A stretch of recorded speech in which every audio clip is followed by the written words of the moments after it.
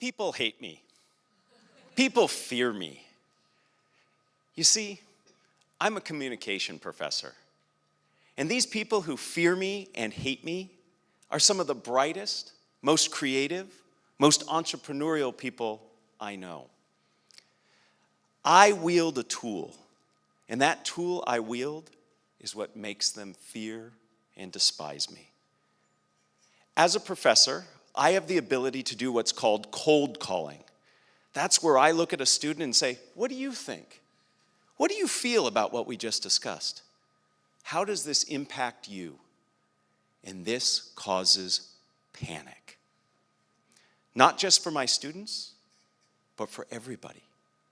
That moment where we are called upon to speak articulately, can we do it? Now, rest assured, I never cold call on my students. I think it's rude, and I know it's hard. But people fear it. 85% of people say they fear speaking in public. And quite frankly, I think the other 15% are lying. I think we could find a situation that makes them nervous too. So today, my goal is to share with you some tips and techniques that you can use to help you be more comfortable and confident when you're speaking. In other words, to be able to think fast and talk smart. To do this, we're going to look at 4 different steps. First, we're going to talk about the approach we take. Then we'll speak about the audience we talk to, the context in which we find ourselves, and finally, the structures we use to help our messages get across. So let's start by talking about approach. You know, I was reminded about the importance of approach many, many years ago when my wife and I first moved in with each other. You see, we fought a lot over little things. Things mostly that happened in our bathrooms. We called these our bathroom brawls. Is the toilet seat up? Is the toilet seat down? By far the biggest fight my wife and I ever had was over toothpaste. You see, my wife's a roller and I'm a squeezer. And all of you out there who are rollers, I appreciate the fine artwork you create out of your toothpaste. But you know that the most awful thing that can happen to you is to have a squeezer come by and ruin all that effort you've put in. But to me, getting toothpaste out of a toothpaste tube is an act of aggression. I feel powerful in the morning and the evening. And we would fight incessantly over little things like this. And finally, my wife, who is much smarter than I, said, time out. What are we doing here? We've just been married, we love each other, and yet we're fighting all the time. We need to look at this differently. And as soon as we started looking at our bathroom brawls as opportunities to learn about each other, to make concessions, to collaborate, things changed. And I'm happy to say, after 15 years of marriage, we no longer fight over toothpaste. This same approach is true in communication. Most of us, when we are in situations where we need to communicate, we see them as threatening. We see them as opportunities for failure. And I'd like to suggest that we need to change that. We need to approach communication in an open way. See it as an opportunity to share our ideas, our beliefs, our innovations. And when we take a perspective of openness, all of a sudden something that we dread becomes something that we embrace. So the first step to effective communication is to approach it in an open way. But that's not enough. We need to think about the audience that we're speaking to. And to me, the way to approach it is the opposite the way most people do. Most of us think about, here's what I want to say, or here's what I need to say. I would suggest that's exactly wrong. You need to think about, what does my audience need to hear? And it sounds just like verbal jujitsu, where I'm moving words around, but in fact, it's a fundamental difference. If I ask myself, what does my audience need? It puts me in service of my audience. It's about their needs. And in order to understand those needs, I have to do some reconnaissance.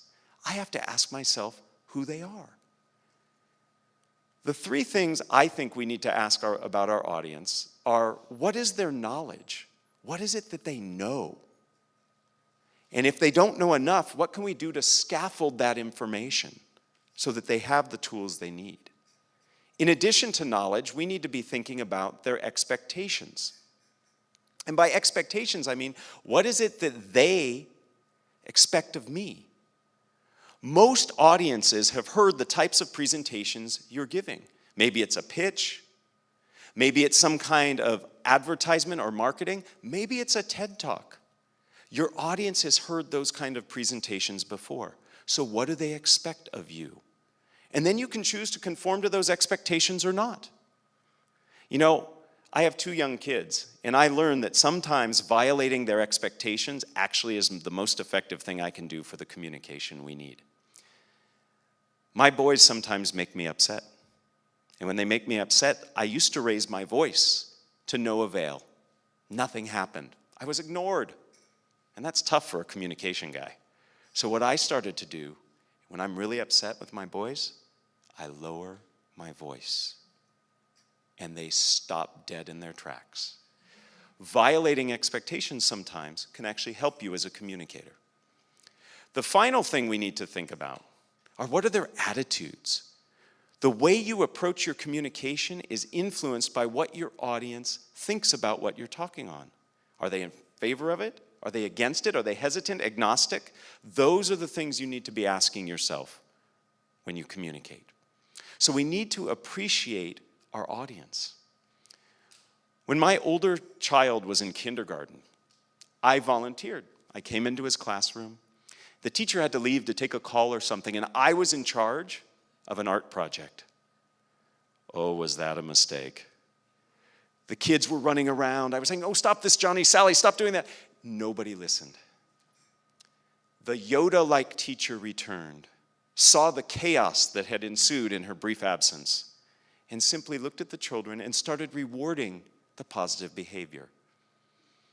Janet, she said, what a lovely way you've cleaned up your crayons. Samuel, thank you so much for walking with the scissors. The students stopped in their tracks, changed their behavior. I learned then that you need to understand your audience and what they need. And to this day, I try to apply those principles. I also learned that I could never teach elementary school students. If guilt and shame doesn't work, I can't teach them. So knowing your audience really matters. But beyond knowing your audience, you have to appreciate the context in which you speak. Whenever you speak, you are in a particular context. And to me, context comes in a bunch of different varieties.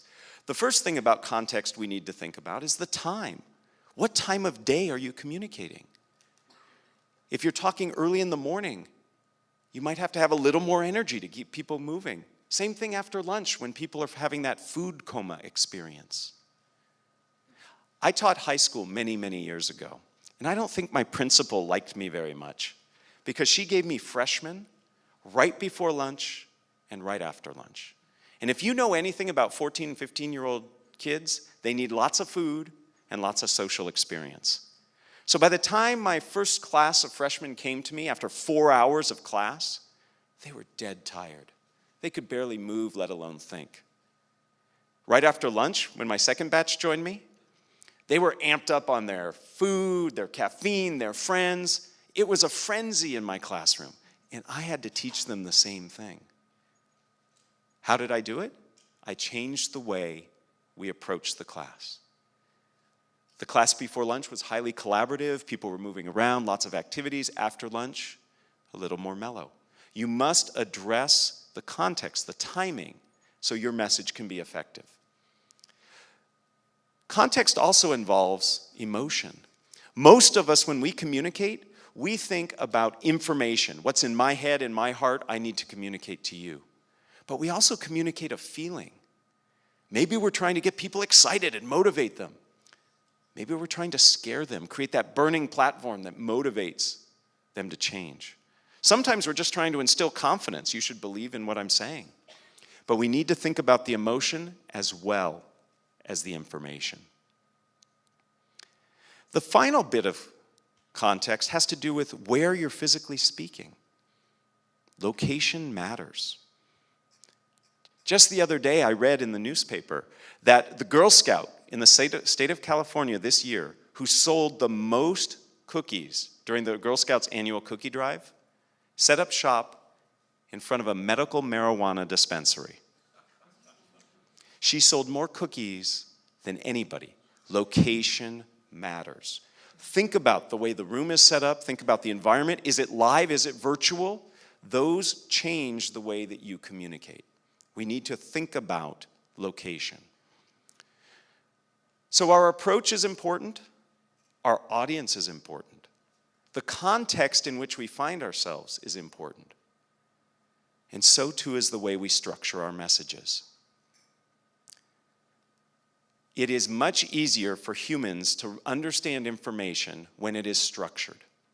In fact, we remember information up to 40% better when it's structured. What do I mean by this? Some of you listening are too young to remember, but those of us of my age, when we wanted to call somebody on the phone, we actually had to remember a phone number. My kids today, they look at a picture, push a button, and the other person starts talking on the phone. We had it much harder. We had to remember 10 digits. 10 digits are hard to remember. So what did we do? We put them in a structure. 3, 3, and 4. That's how we remembered. That's what I mean by a structure. The information is put in a way that it makes it easy, not only for you as a speaker, but also for the audience to remember. Now, I have lots of favorite structures. You see some of the structures up here behind me. The first structure is a chronological structure. Past, present, future. Here's how things used to be. Here's how they are today. Here's where they're going in the future. A chronological structure can really help you navigate your audience from one place to the next. Quite frankly, structure sets expectations. You can't be lost if you have a map. Your structure provides a map, and the chronological structure is incredibly helpful for that. The next structure happens to be the problem-solution benefit structure. This is one of the most persuasive structures out there. You start by explaining what the issue is, you talk about how to solve it, and then the benefits to the people. Finally, my favorite structure, the one that I use the most, I call this the MacGyver of all structures. This can get you through any situation, is the what, so what, now what structure. You start by telling people what the issue is, you tell them why it's important in that so what step, and then you tell them what's next, what's coming. It's like a Swiss Army knife. You can use it in situations if you're teaching, you can use it if you are trying to motivate people, and you can use it even if you're introducing somebody. Change the what to a who, and you've got your introduction.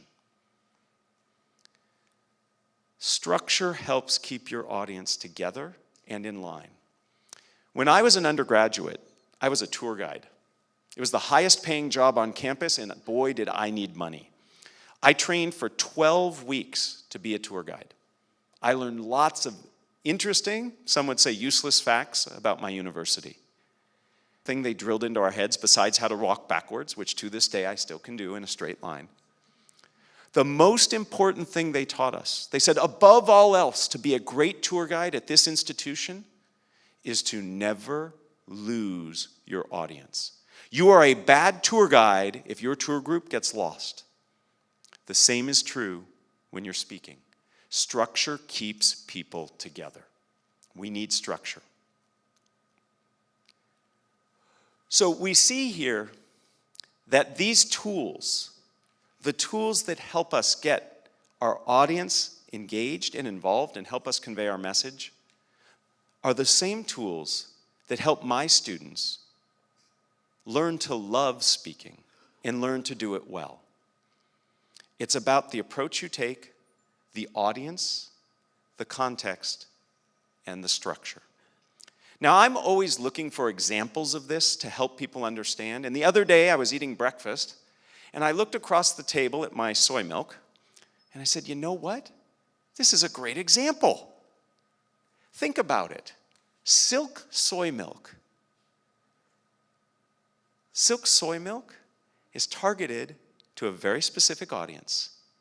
People who are interested in eating healthy, or people who are lactose intolerant. The name is a combination of the word soy and milk. Silk. It speaks to the audience's desire to have something rich, something expensive, something yummy.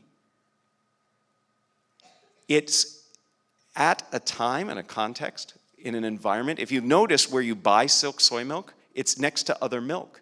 That's not where it was originally. It used to be in the health food aisle. Now it's next to milk. They've marketed it and boxed it the way milk is. The structure of the name is very compelling. Let's face it, they could have called it Moy. And nobody would have bought it, right? So if you get the message right and you communicate it effectively, you can make a big difference. So I want for you what I wish for all of my students. Bold communication that's confident and compelling. And I want for your message to echo long after you leave the room. And these are skills that are at your disposal. It just takes practice and a little bit of a positive approach. Thank you.